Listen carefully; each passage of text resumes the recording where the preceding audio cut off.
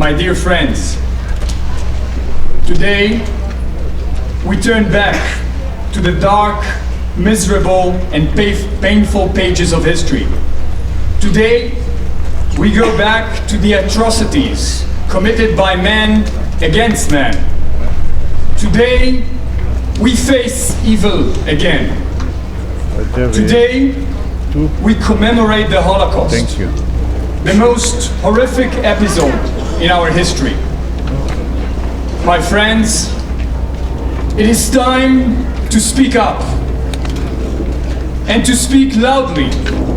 It is time to open the archives. It is time to clean the dust of thousands of testimonies that the world could not grapple with.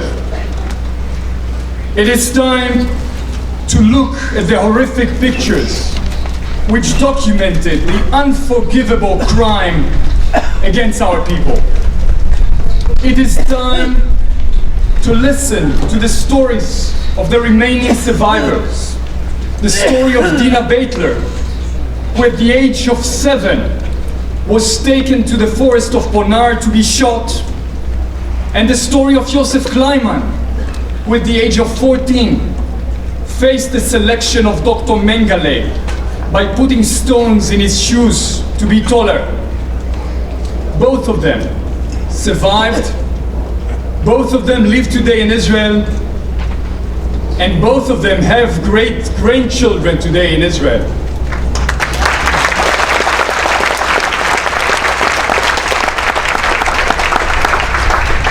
It is time to walk on the path of history.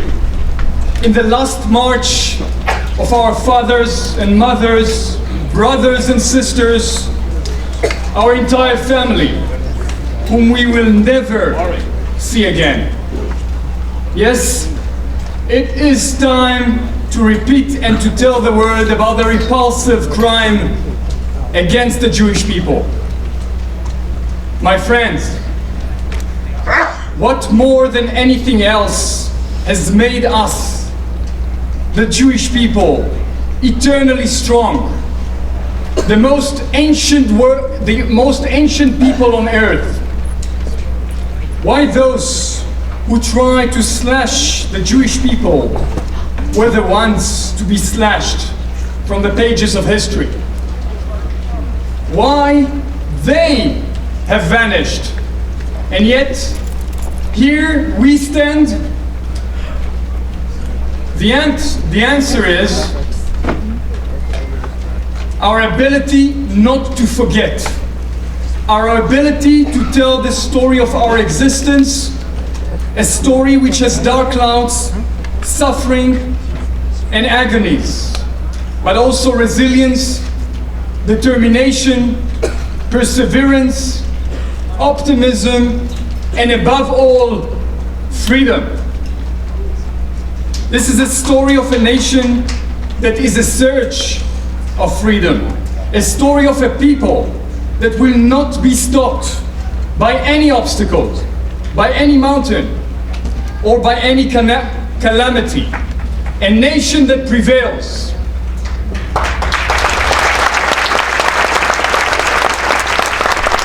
Also a story of individuals, heroes who are seeking freedom in the most horrendous times. This is the narrative of the Jewish people. From generation to generation, we are passing the torch. This is the story of each and every one of you, the survivors that are here with us today in the crowd. May you please stand up. Please, the survivors.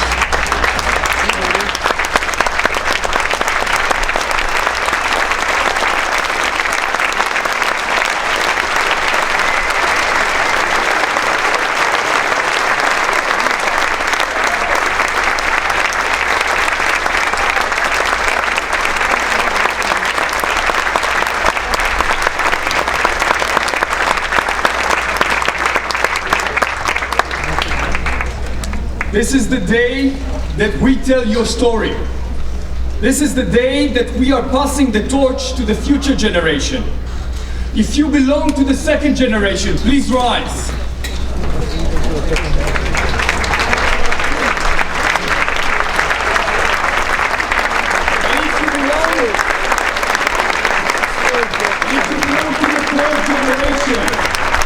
And if you belong to the third generation, please rise.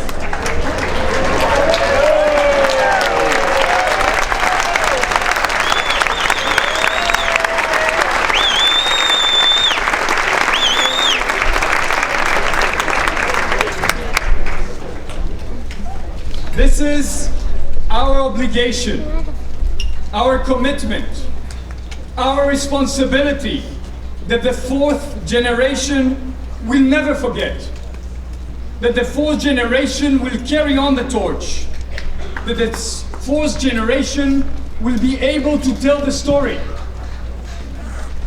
Because only when we understand that we are a link in a very long chain, we are truly able to grasp our infinite power and the invincibility of our people. Because only when we remember our past, we fulfill our mission in the present, and we will prevail in the future.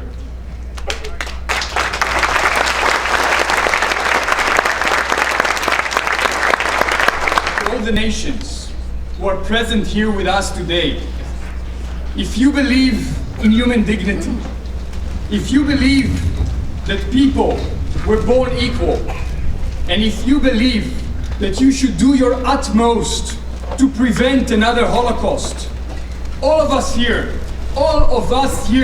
ask you to please stand up with us. Stand up, Germany. Stand up, Poland. Please stand up. Stand up, Turkey. Stand up, France. Stand up, Britain. Please stand up.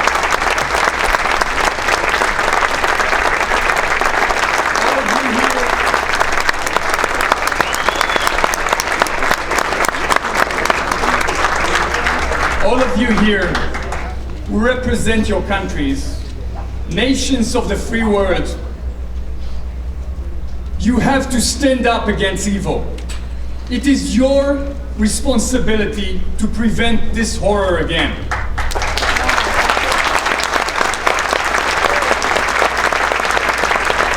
A responsibility to prevent future Hitlers and Ahmadinejad from destroying other people and other nations.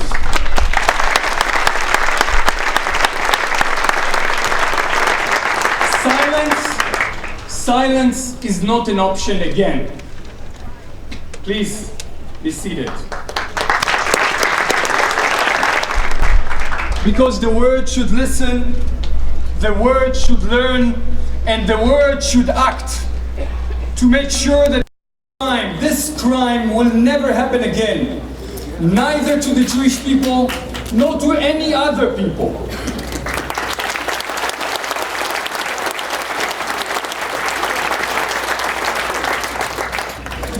Yes, my friends, this is the power of our people, and this is the power of our nation, Israel, the nation of the Jewish people that fights every day for every Jewish soul all over the world, as we did from generation to generation. Because for us, the Jews, lekol yad yeshem, every hand has a name. It's not by coincidence that in Hebrew, the word number, mispar, and the word story, sipur, come from the same root. Because for us, behind every number, there is a story to tell. Prisoner number 24798 from Auschwitz, we are here to tell your story. And prisoner 77564 from Dachau, we are here to tell your story. And prisoner 10754 from Bergen-Belsen, all of us here tell your story.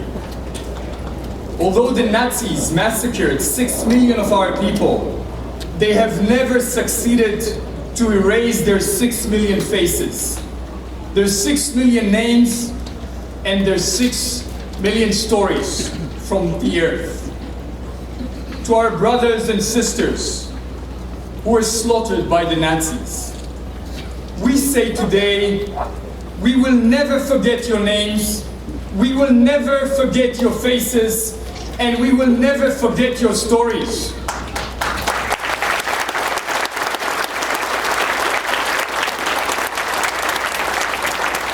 You will remain alive from generation to generation. Dear friends, there is another story that needs to be told today. At the end of World War II, on April 20th, Hitler's birthday, 10 days before he committed suicide in his bunker, and 5 days, only 5 days after the liberation of Bergen-Belsen, the Jewish chaplain of the British Second Army, Reverend Leslie H. Harmond, led a group of survivors in Kabbalat Shabbat in the open air in the midst of Bergen-Belsen's camp. In the middle of the service, a group of human skeletons stopped the prayer and started to sing. As it happened, a BBC reporter was there to record it. Ladies and gentlemen, what you are about to hear is the original version of the same group of survivors that was recorded by the BBC.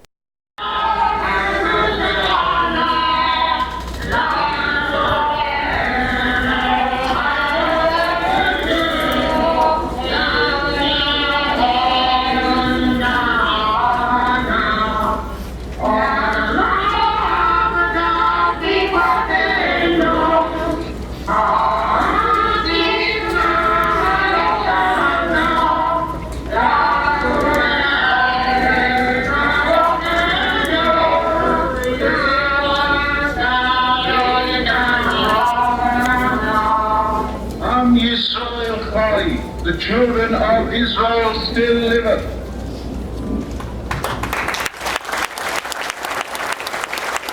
Of the Jewish people. Who could imagine that in the most horrific place, our people, with weak, tired and battered voices, would sing about hope? Yes, today, the survivors of Bergen-Belsen remind us that together with the horror, we must never forget to hope. Let me conclude by reciting again the version of our Tikva, the original version, written by Naftali Hertz Imbar, that was sang in those days following the liberation of Bergen-Belsen.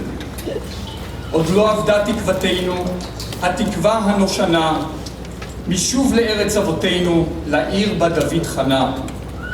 We still haven't given up our hope, the ancient hope, to go back to the land of our ancestors, to the city in which David camped.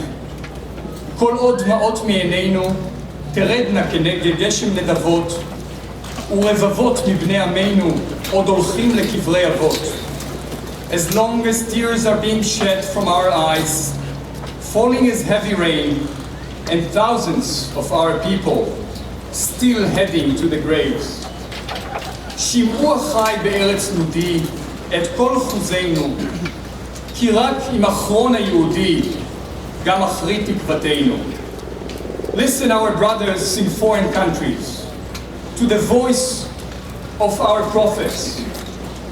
Only with the last Jew will be our last hope. Ladies and gentlemen, on a personal note, this will be my last time that I address you here in the Pan Pacific Park as the Consul General of the State of Israel.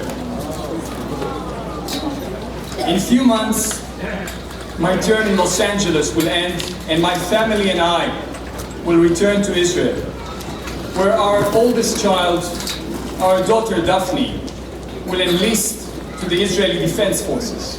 She's 18 years old.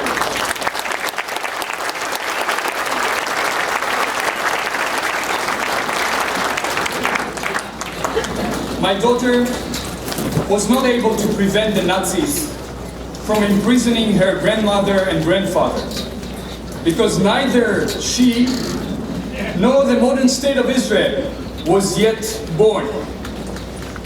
But time have changed.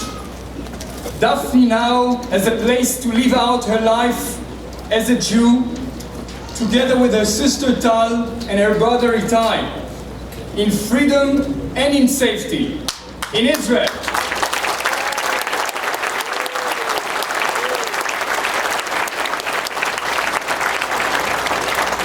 And in many years, her grandchildren will be there to defend her if she ever needs it.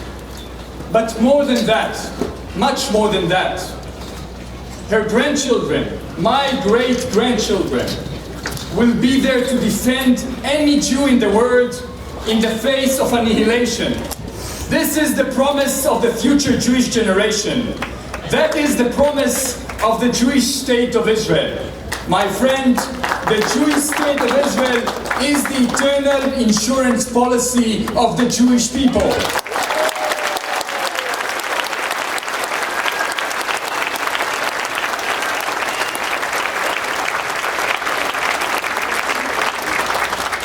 Ladies and gentlemen, it has been an honor for me to speak here, to be able to speak here in this occasion, each year in the past 4 years.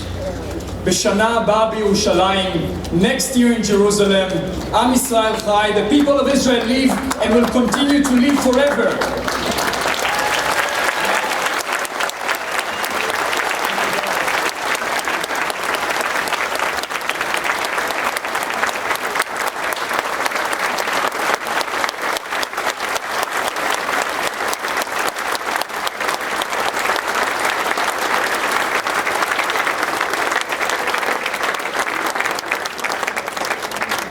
Thank you, Councilman Dayan, for those inspiring